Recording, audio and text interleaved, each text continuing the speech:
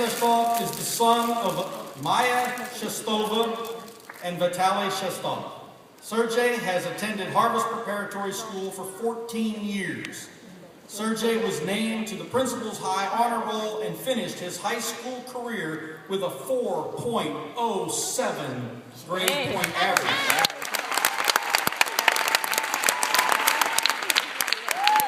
In addition, he earned the distinction of being named the Valedictorian of HPS Class 2013. Sergey was inducted into the National Honor Society. He was also selected to represent Harvest Preparatory School at the Hugh O'Brien Youth Leadership Program. Sergey was active in the video and photography program. He was also a member of Just Cause. He will attend Central Ohio Technical College and major in business management. At this time, help me welcome Sergey to present his valedictorian address.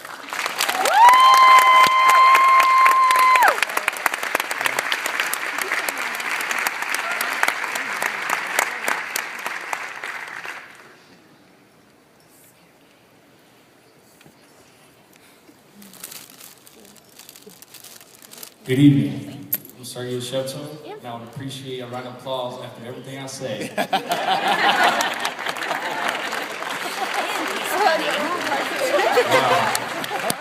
Look at Pastor Parsley, he's cracking. I never thought that we would make it here, but here we are, the graduating class of 2013, graduating from the greatest high school in Franklin County. And here I am, making a speech for being the 2013 valedictorian. While thinking about what to talk about in this speech, I picked 3 key points: hard work, ingenuity, and friendship. These 3 points are the basis of the most incredibly boring speeches ever written. I then began thinking what would make this speech extremely interesting. I couldn't think of anything. Before we graduate, let's think about our school, Harvest Preparatory School. I have had such a great time here. But let me reflect on some regrets that I've had. First is that we have never had a senior prank. Second is that we have never had an actual mascot, even though the word came and gone. The third is that I regret waiting till the last minute to do some of my homework. And lastly, I regret not riding the school bus to school. I've always wanted to do that. Well, now it's time for part of the speech where I share some words of inspiration. This is also known as the point of the speech where 99% of you zone out.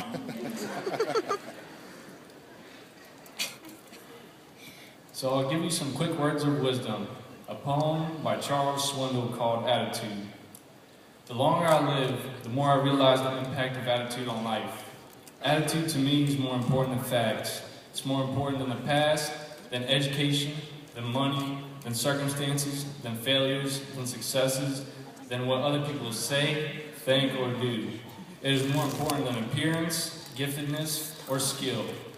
It will make or break a company, a church, a home.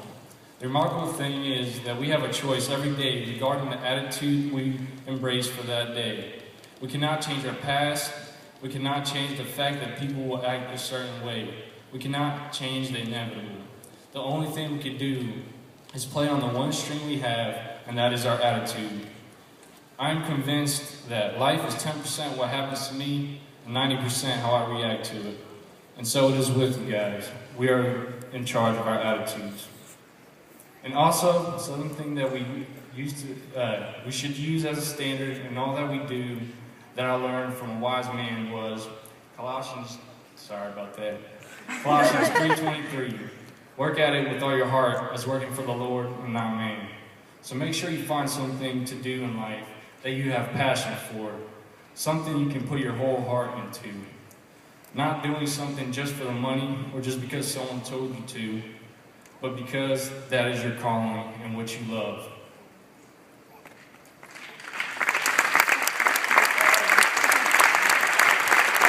And now I would like to name off a few people I'd like to thank.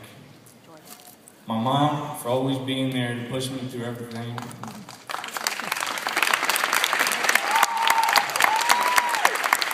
My pops, for always being there and watching over me.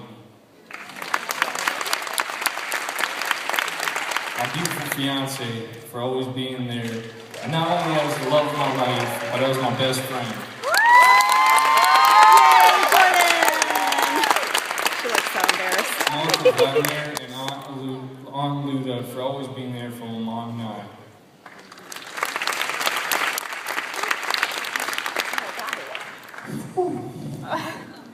My uncles David, Stas, Oleg, Ruslan, and Roman for always being there for me. My grandparents for always being there for me. My whole family for always being there for me. And all my friends for being there for me. Dean Dennis for always being there to check our badges that one time a year. Miss Watkins and Mr. Kelly for always being there, literally not missing a single day. Mr. Malone for always being there to tell us that the information is there, we just have to look for it and want it, and helping our minds to be put to use and pushing us to strive for more than what we think we can do. Miss Grayson for always being there to set the rules and being the unofficial vice president. Miss Craig for always being there for my mom and I. Mr. Mills for always being there to share some inspirational rants. Coach Thornton for impacting my life greatly with knowledge.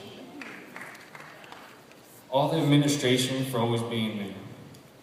Pastor Parsley and Ms. Joni for always being there to help our society and the world and building this great church and school.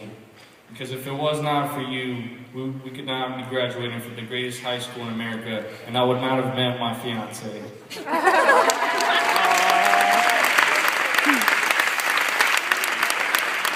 And the most thanks, glory, honor to God for always being there, helping me through my hard times, my joyful times, my losses, and my accomplishments.